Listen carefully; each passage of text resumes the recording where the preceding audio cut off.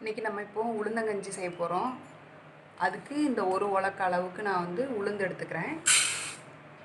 இதே உலக்குக்கு 2 உலக்கு அரிசி நான் தனியாக எடுத்து வச்சுருக்கேன். இப்போ இது ரெண்டையும் கழுவி நம்ம ஊற வச்சுக்கலாம். அதுக்கப்புறம் எப்படி செய்கிறதுன்னு பார்க்கலாம். உளுந்தில் கல் இருக்கும், அதனால் நல்லா தனியாக நல்லா அலசி பார்த்து எடுத்து வச்சுக்கோங்க. இது வந்து நீங்கள் வெள்ளை உளுந்து போட்டு செய்யலாம், ஆனால் கருப்பு உளுந்து போட்டு செஞ்சிங்கன்னா டேஸ்ட்டும் நல்லாயிருக்கும், ஹெல்த் கொஞ்சம் அதிகமாக இருக்கும்.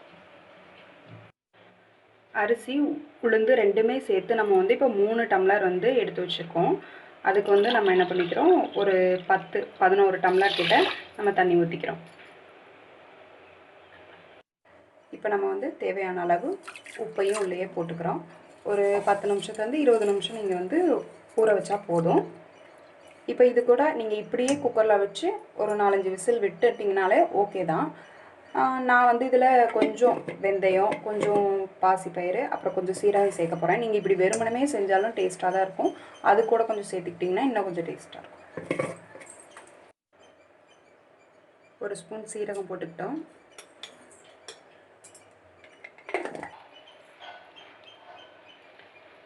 இப்போ ஒரு 2 ஸ்பூன் பாசி பயராகவே நான் போட்டுக்கிறேன். நீங்கள் பருப்பு இருந்தாலும் பருப்பு போட்டுக்கலாம். இப்போ கொஞ்சமாக நம்ம வெந்தயம் சேர்த்துக்கிறோம். இப்போ நான் வந்து ஒரு பல்லு பூண்டை முழுசாக உரித்து வச்சுருக்கேன்.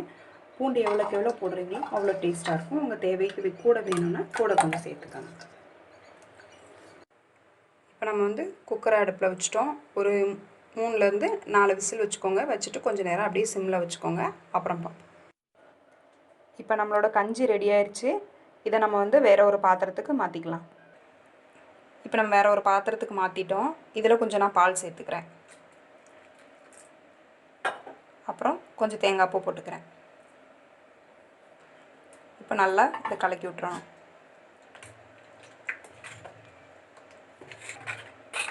இப்போ நல்லா நம்ம கலக்கியாச்சு. அவ்வளோதான், நமக்கு தேவையான நல்ல ஹெல்த்தான உளுந்தங்கஞ்சி ரெடி ஆயிடுச்சு.